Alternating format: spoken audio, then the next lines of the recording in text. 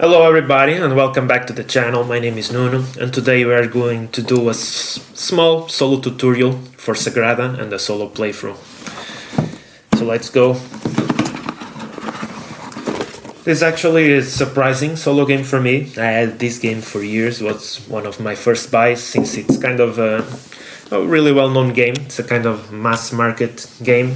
It's one of those games that had early success. It's not the same as Catan and Monopoly, but it's close. I'd say it's close. And yeah, I had that game for years. I bought it before I even knew that solo gaming was a thing. And I was really surprised when someday I was just, I think I was on BGG and I read like 1 to 4 players. I'm like, 1? It is actually solo? So I was just getting into solo games, so I tried it. And this is not really a review, but I'll share my thoughts. And by the way, this will have chapters, so if you want to skip through to the playthrough, just go ahead. If you also want to skip through to the end, I'll give some final thoughts and some like 1 minute, 2 minute review on the game and what I think about it. Really good thing about Sagrada solo, and it's the same for the multiplayer, but for solo too, this is a really super easy game to set up. So let's set up this game. Just like the multiplayer, we're going to shuffle these victrines.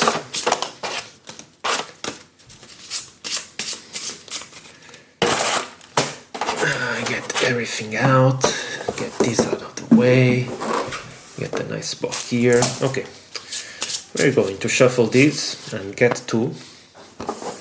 Let the rest go in the box. And we're going to pick from these 2. We're also going to get 1 board and 1 round marker. The rest goes in the box.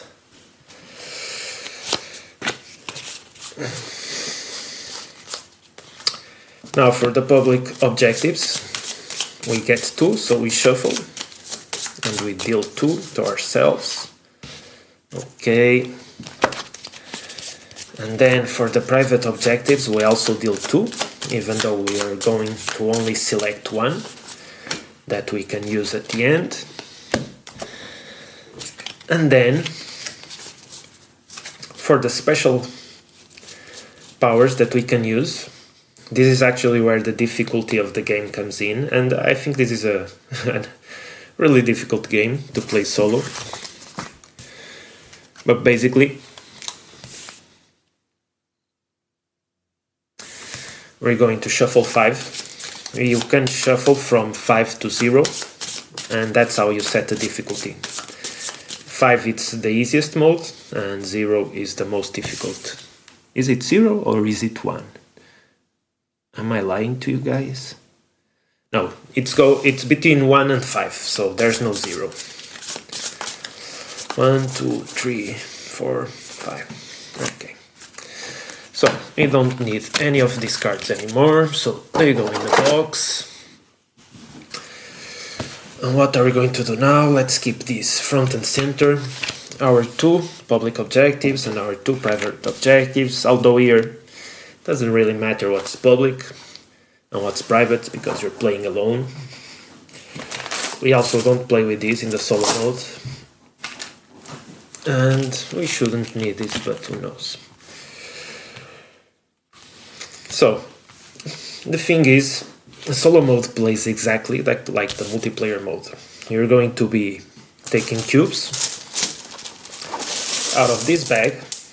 You're always going to throw 4, roll 4 dice, and then you're going to put them in this vitrine, and you're going to have to start on an edge and always build adjacent. And there's only 2 main rules, and the main rules are that orthogonally adjacent dice can never be the same color or the same number. That's the only main rule. Also, you're going to pick one of these vitrines, and they are both double-sided. And this number of circles is the difficulty level of how hard they are to do. So what I'm going to do now is look at our objectives. And by the way, besides not repeating colors and not repeating numbers orthogonally, adjacently, we also have to go by the vitrines. Like we can only have 5s here and we can only have greens. So for some spaces there might be a color or a number rule. And that's basically it. And then by the end of the game we're going to choose one of these colors and we're going to score all the dice of one of these colors. And when I mean that, I mean we're going to sum up the values of those dices. So that means that either for red or for green, I'm going to be wanting to play really high dice, like 6 and 5s. And then for the public objectives,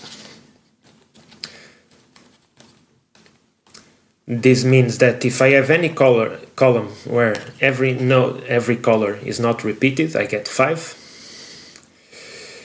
And if I get any column without any repeated number, I get 4. So we got 2 really similar objectives. And actually the rules are not very clear. I wouldn't be able to tell you that if a column is incomplete, if this still works. So now we're going to choose our victory. And if there's more reds or more greens, and if it's an easier victory, that could help. Although, yeah, this is super hard, although there's lots of greens. But there's lots of greens next to high numbers like 5s and 6. And I kind of want the 5s and 6 to be greens, if I can. So I'm really not interested in this one. It's also a hard one, so maybe.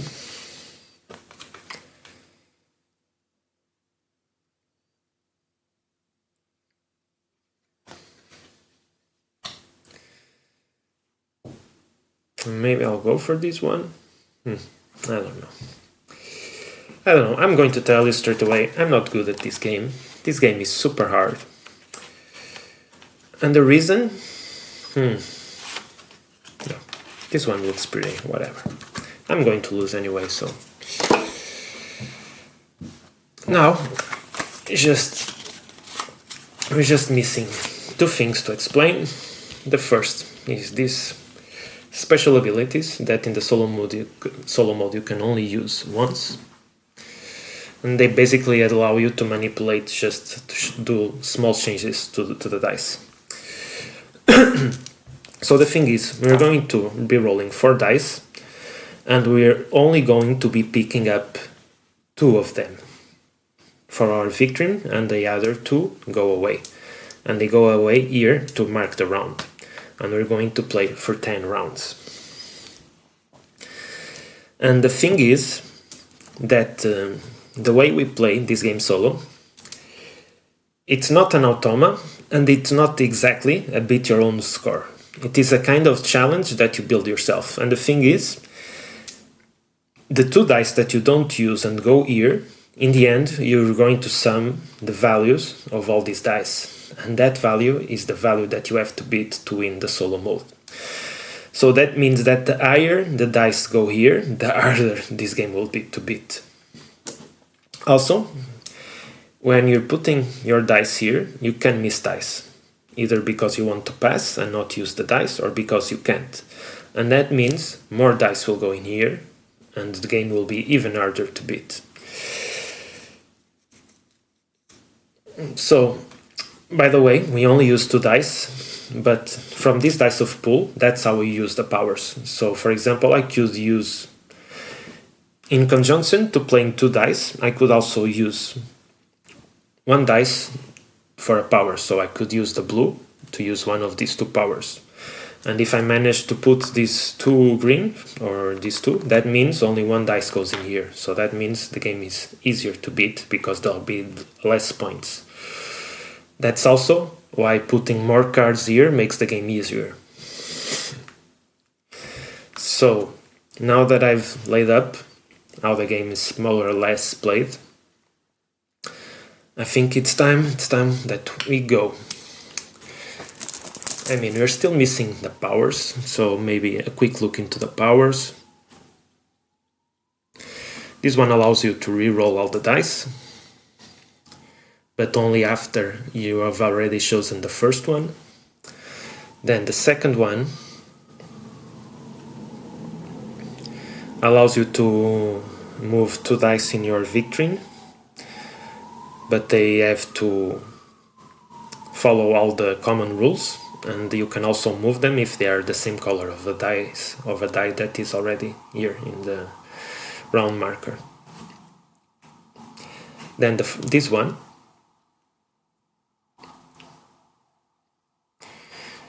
you can put a die in the bag and take another one out, and the one that you take out, even though it's a random color, you can choose the value.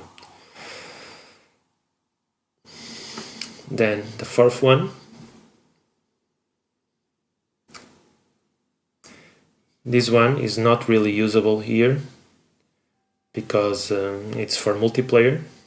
It means that when you choose your first die, you can choose the other one right away, but as we are playing solo, we are already doing that. Still, it will be good at least for me to use a high red die so that my score is smaller. And the last one allows me to change a die value, 1 up or 1 down, but never go up above 6 or below 1. Okay. Yeah, this is a really hard, it's like a cozy puzzle that you can play alone or multiplayer solitaire. It's hard. Okay, 3, another 1, 4. So we're already starting pretty bad because everything is the same color and everything is super high. Jesus. I did not want this. Where am I going to start?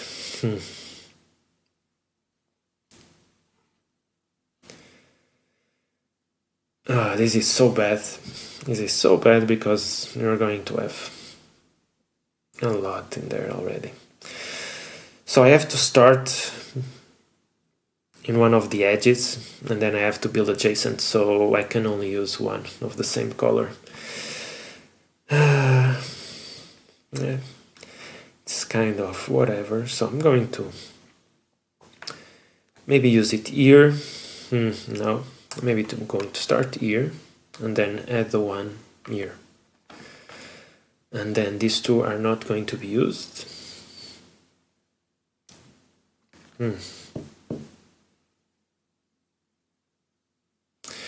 Maybe I'm just going to use this power straight away.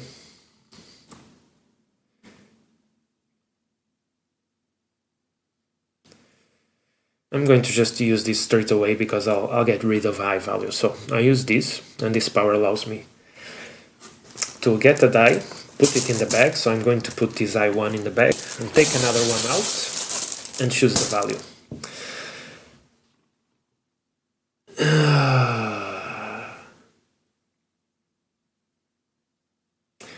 Okay, that was super. So I'm going to choose, I think I'm going to choose a really low value, like a 1.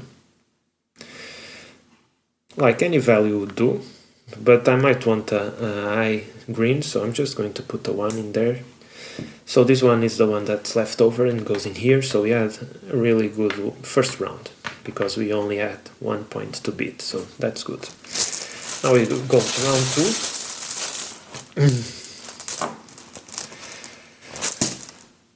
And what's up with all the 6s? What's happening? Jesus.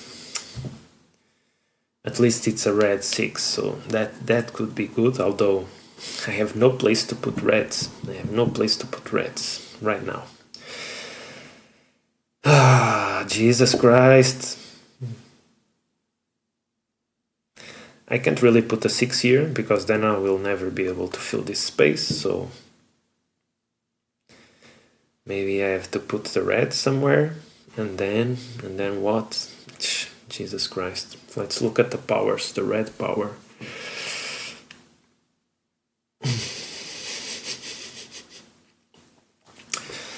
The thing is, I would have wanted the high red, but I can't really use it, Jesus. And then I could use the purple power, which allows me to change the die value.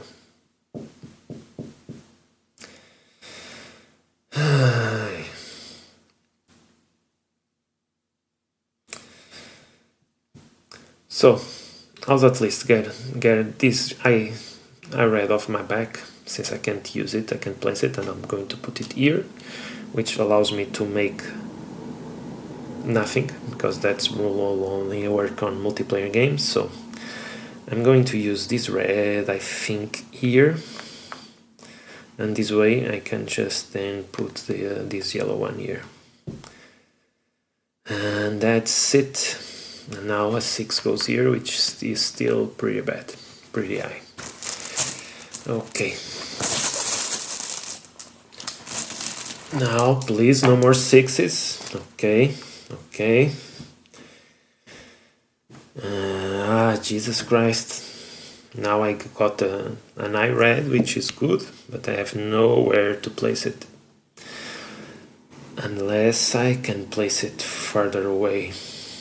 So maybe I'll place this one, which is the higher.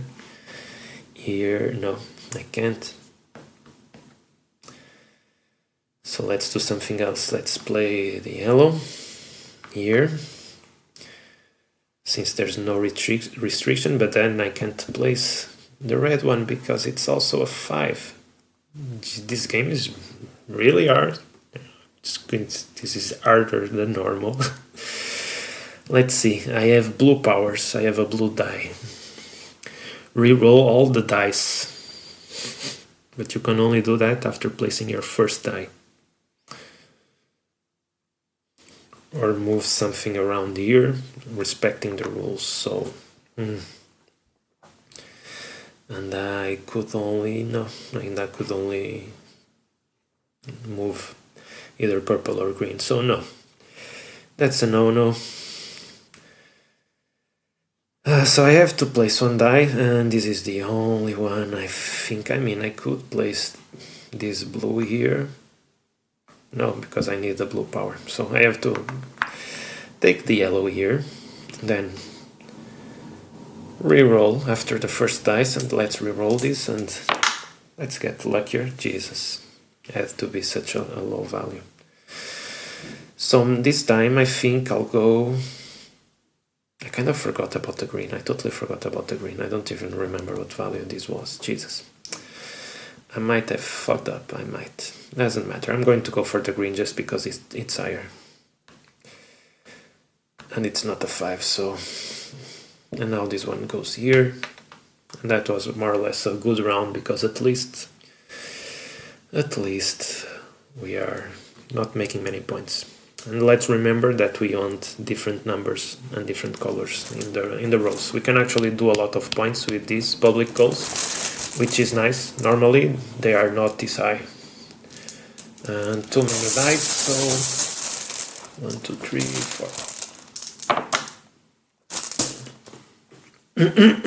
4. Okay. So what are we going to do here? I think I'm going to go with the 2 here, because leaving this specific space for later is really dangerous. They can really, in the last place, you don't get those dice and you leave space empty, and if you leave space empty, that's minus 3 points at the end. Something I didn't tell you at the start.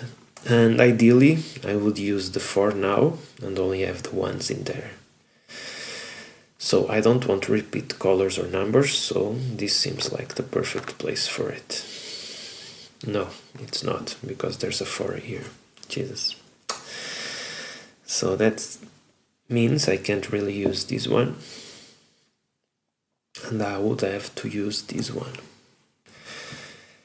And then I'm going to have 3 extra points in there for the possibility of maybe doing 5 and 4. Yeah, that seems like a good trade-off. So round 5 now.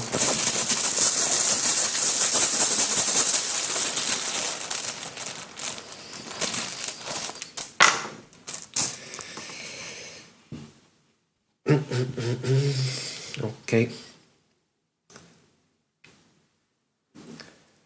Another purple 4, Jesus fucking Christ.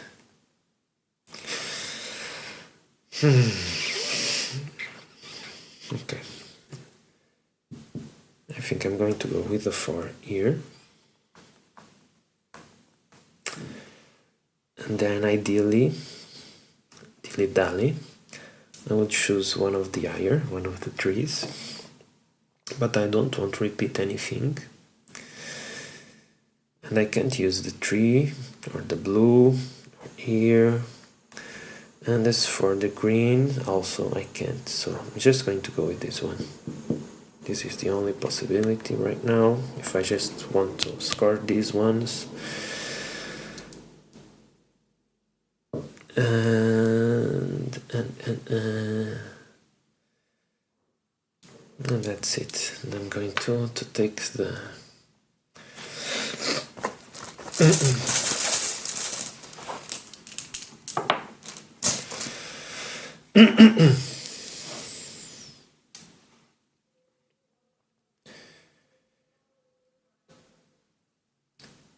okay.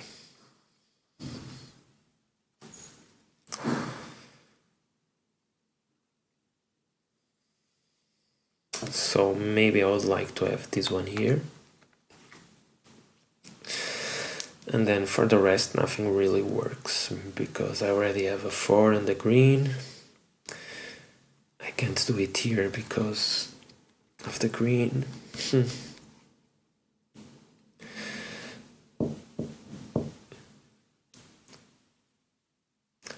The red would fit here nicely, but then yeah, it's just between a 3 and a 4, it's just 1 point, it's not that much. So maybe that's just what I should do.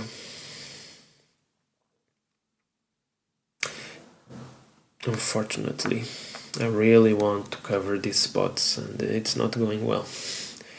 The dice are not helping me.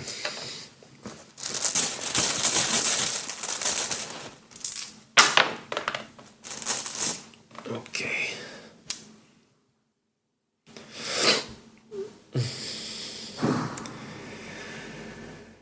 A 5 finally, and it's a red one. Really nice. Okay, there's no question where this is going. This is going here. And now another green 4. Jesus Christ, what's happening? And now ideally it's really restrictive. Really restrictive. Okay, I still have no yellow and no tools, either here or here. And I'm not sure to which one of those I want to go first.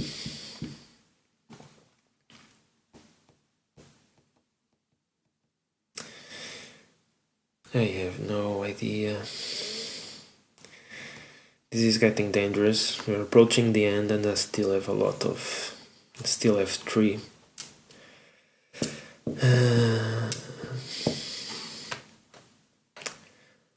It is not going as well now as it was in the beginning.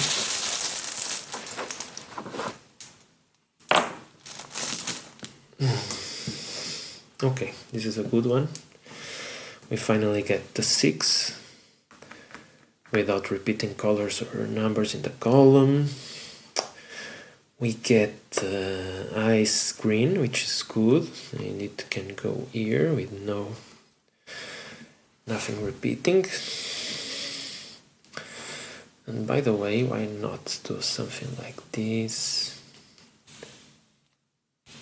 And maybe have this a little bit higher, so hopefully you guys can see it better and I don't have to crank my neck as much.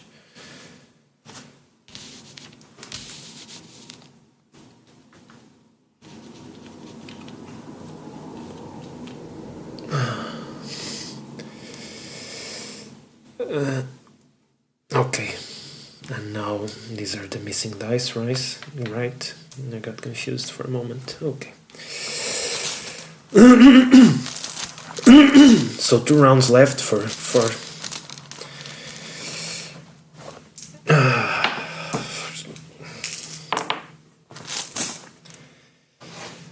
so at least I got the 1, which is nice. I also got the 4. It's a shame that it's a blue 4. Yeah, it's also a shame that these ones would repeat colors. Jesus, I'm going to...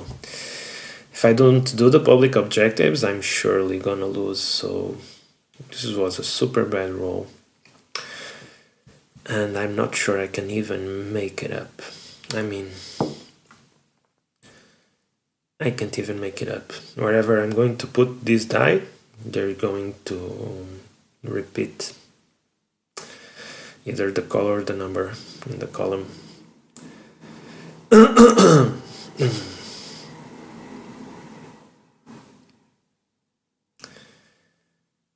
I was looking into using the purple or the blue, but I don't think they are helpful in any way.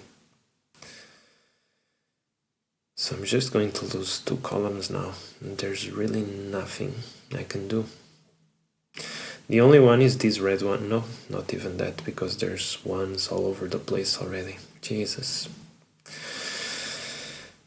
Am I unlucky? Why? So I will do this, and then I get no points. I mean, yeah, it's not that horrible. It's not that horrible. At least there's a 1 and a 2 here. You have to look at this. Is not all super bad. I have to look into the positives. And I also just lose the color and just lose the number. I still have the other one. Jesus. Okay. So now let's see how lucky I was. So the green is not ideal. The yellow, it's not ideal. The 5 is not ideal. Yeah, it's not ideal, but I'm going to use the high ones. Nothing is ideal here because I'm going to lose something in the column, but at least I'm going to use the high dice and get more.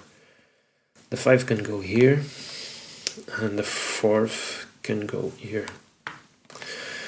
Okay, at least we got to fill everything. That's not always easy to do. And we've ended the game. And now we're just going to score. And I'm just going to use the app to sum everything up. It's an easy game to score. Still, you have to do simple math.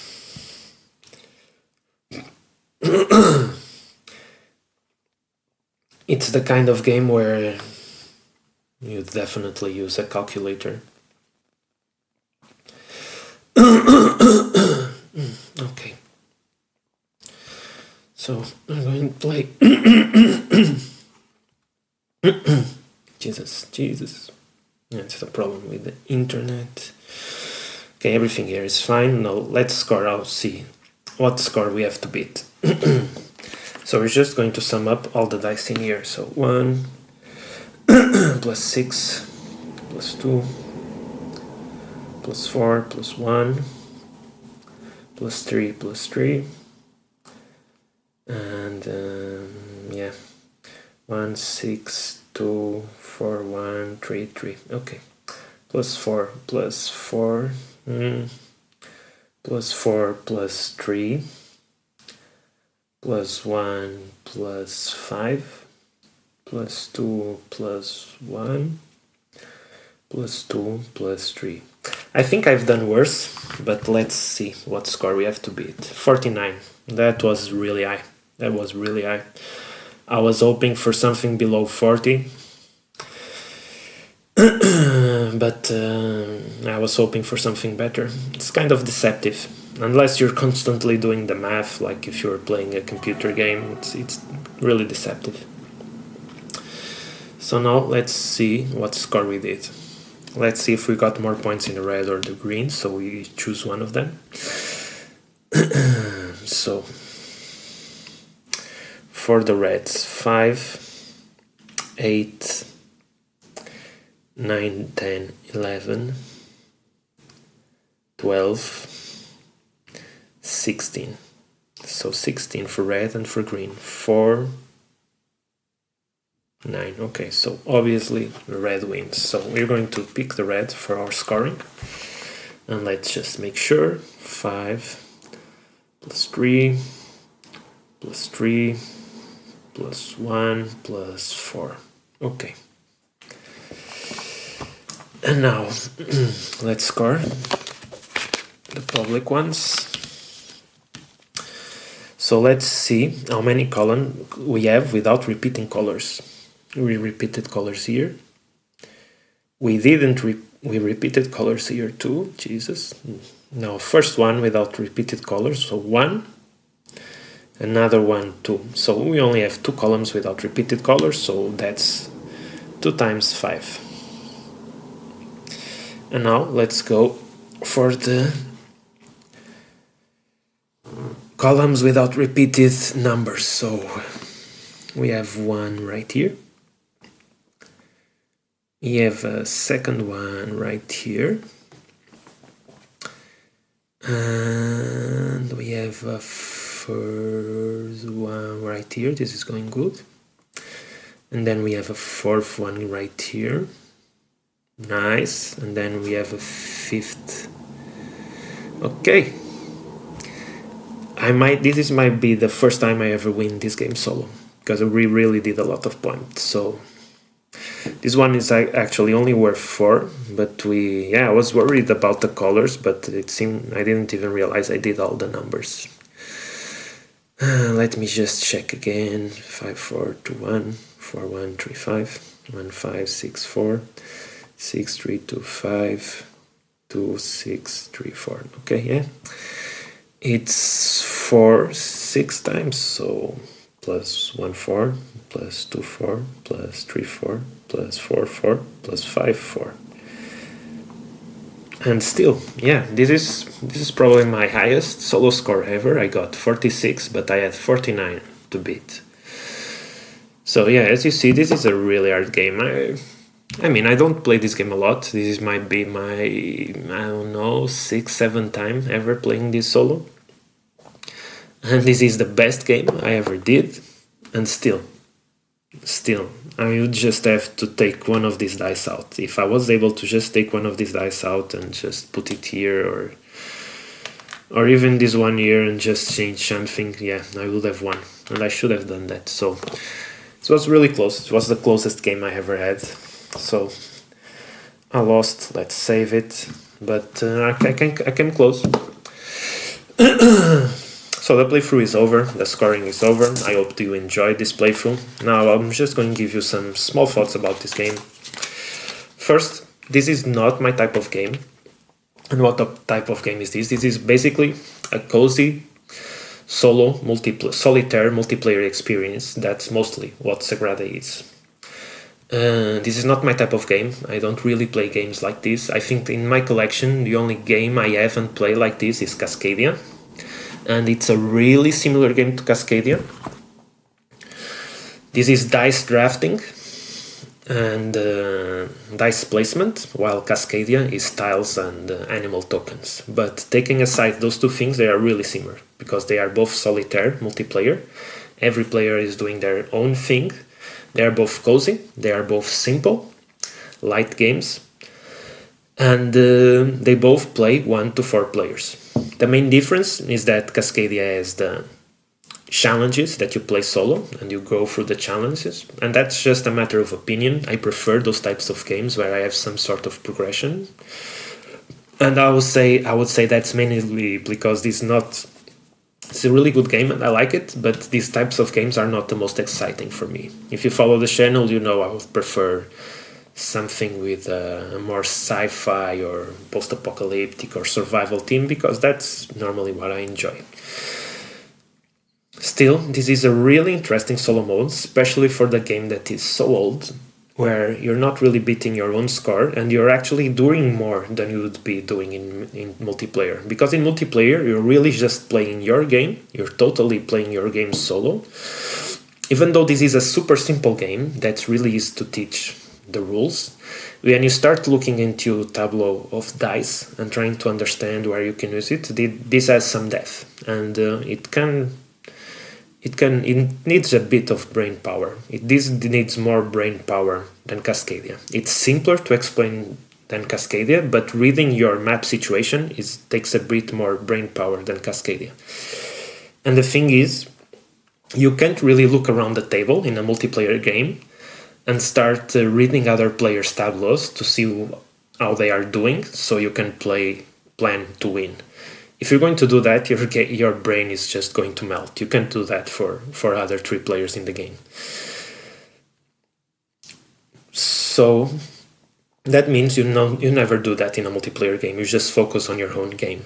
And comparing to the solo experience, in the solo experience you actually do a bit more, because you're not only considering your whole tableau and the things that you're doing, but you're also considering every dice that you're leaving behind and how much is going to add up for the score. And that means that this solo mode is not only really true to the base game, it's exactly as the base game that you'd play multiplayer, but it has this added depth strategy where you're just trying to do the best you can with the higher dice always, so you leave lower dice here. And also in the other game you're trying to manage how to use your powers to get more points, and here you're managing how to use your dice, your special powers, to gain more points, but also just to use dice. So it's a really interesting game, and I think it's almost even a bit better than multiplayer. The only downside is not having people around you also playing the game. But yeah, that's my thoughts on the game. It's a really good game. It's a game that's been in sale forever. It's a game that you can see, at least in my country, you still see this in every shop. It's one of those games that you see in normal stores that are not really board game dedicated. It's a bit expensive, but it comes with a lot of beautiful dice. And yeah, if you like Cascadia, if you like those kinds of games, then maybe this is a game for you. And that's it, guys. I hope you enjoyed this bit messy tutorial and solo playthrough. And as always, play more games and stay awesome.